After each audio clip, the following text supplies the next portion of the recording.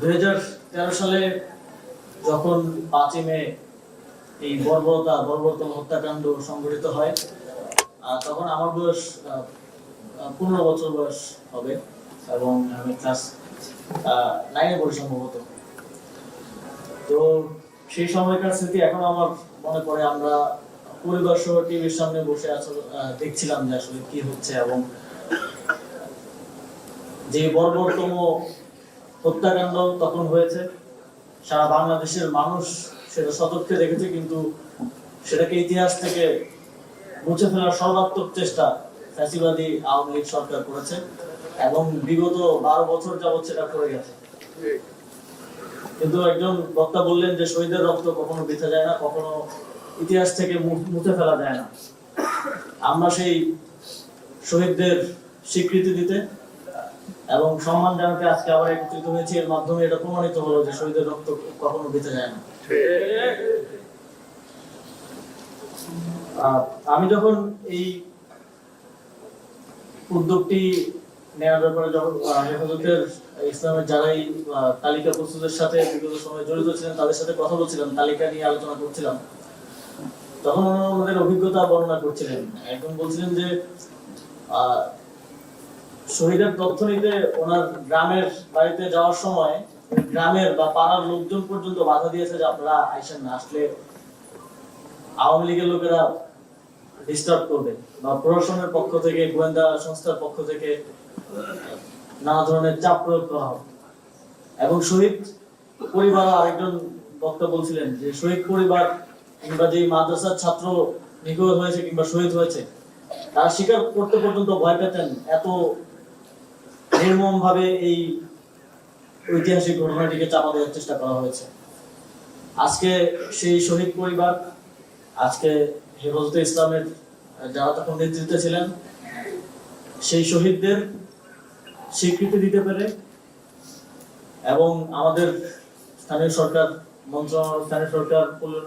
মন্ত্রণালয়ের পক্ষ থেকে একটা ছোট্ট উপহার দিতে পেরে আমরা গর্বিত অনুভব করছি।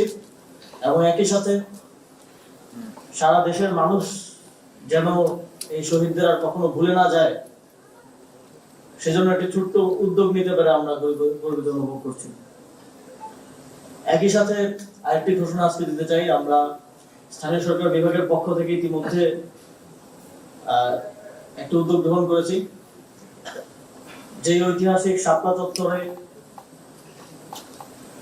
5ই মে যারা শহীদ হয়েছেন তাদের নাম আমরা শাপলা চত্বরে স্থায়ী অবকাঠামোতে লিখিতভাবে রেখে যেতে চাই। যখনই কেউ শাপলা চত্বর দিয়ে যায়, সেই শাপলা চত্বরটাই আমাদের ইতিহাসে 5ই মেকে আবার জীবিত করে তোলে। তারপরও সেই শহীদদের নাম যেন সেখানে শরণার্থী লিখিত থাকে, তাদের নাম ইতিহাস থেকে মুছে ফেলার চেষ্টা করা হয়েছিল।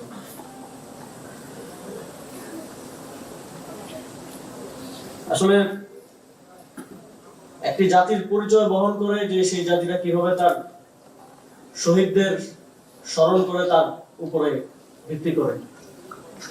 আজকে আমরা বেশিরভাগ কথাই বলছি 5ই মে শহীদদেরকে নিয়ে, কিন্তু এই অনুষ্ঠানে 19 জন 2021 সালের মোদী বিরোধী আন্দোলনের যারা শহীদ হয়েছিলেন, 19 জনের মধ্যে 14 জনই বিবারিয়াতে শহীদ হয়েছিলেন। তাদের কেউ আমরা স্বীকৃতি দিচ্ছি এবং তাদের পরিবারকেও আমরা আমাদের পক্ষ থেকে সামান্য উপহার দিচ্ছি। 2021 সালের আন্দোলনে আমরাও রাজপথে ছিলাম এবং শাপলা চত্বরের সেখানেই পুলিশ আমাদের মিছিলে হামলা করেছিল। সেখানে আমাদের সহযোদ্ধারা গুলিবিদ্ধ হয়েছিল, তাদেরকে নিয়ে হাসপাতালে যেতে হয়েছিল এবং পরবর্তীতে আমাদের সহযোদ্ধাদেরকে গ্রেফতার করা হয়েছিল। অনেকে এখানেও আছেন যারা গ্রেফতার হয়েছিলেন এবং জেল জুলুমের শিকার হয়েছেন।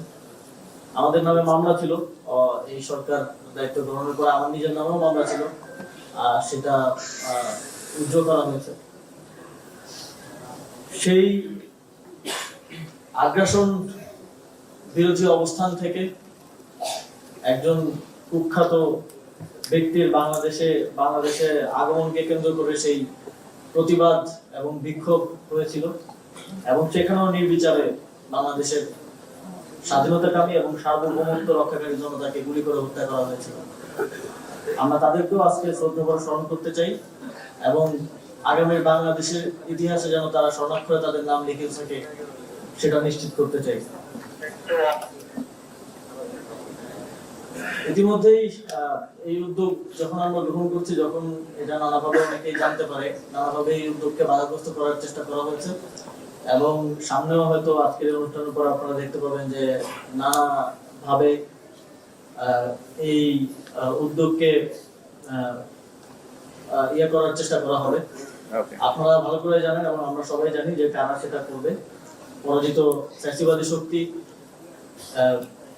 নানাভাবে এই উদ্যোগের বিভিন্ন বিষয় নিয়ে প্রশ্ন তোলার চেষ্টা করবে। আমরা যেন এই বিষয়গুলোতে সতর্ক থাকি এবং সচেতন ভাবে এই বিষয়গুলোকে দেখি, সেই অনুরোধ থাকবে আপনাদের প্রতি। এছাড়া সর্বোপরি বক্তব্য দীর্ঘ করবো না, আপনারা অনেকক্ষণ ধরে কথা শুনছেন, আমরা স্মৃতিচারণ শুনলাম সেই সময়ের, সেই ভয়াবহ দিনগুলোর। শুধু এতটুকুই প্রত্যাশা রাখি যে সামনের দিনগুলোতে যেন আমাদের বাংলাদেশের ইতিহাস গড়তে, বাংলাদেশের স্বাধীনতা সার্বভৌমত্বকে টিকিয়ে রাখতে এবং গণতান্ত্রিক আন্দোলনে যারা শহীদ হয়েছেন ভবিষ্যৎ বাংলাদেশও যাতে তাদেরকে যে কোনো যে নীতিবিন্দুই আবার সরকারে আসুক, ভবিষ্যৎ বাংলাদেশেও যাতে তাদেরকে সর্বোচ্চ সম্মান এবং শ্রদ্ধার সাথে স্মরণ রাখা হয়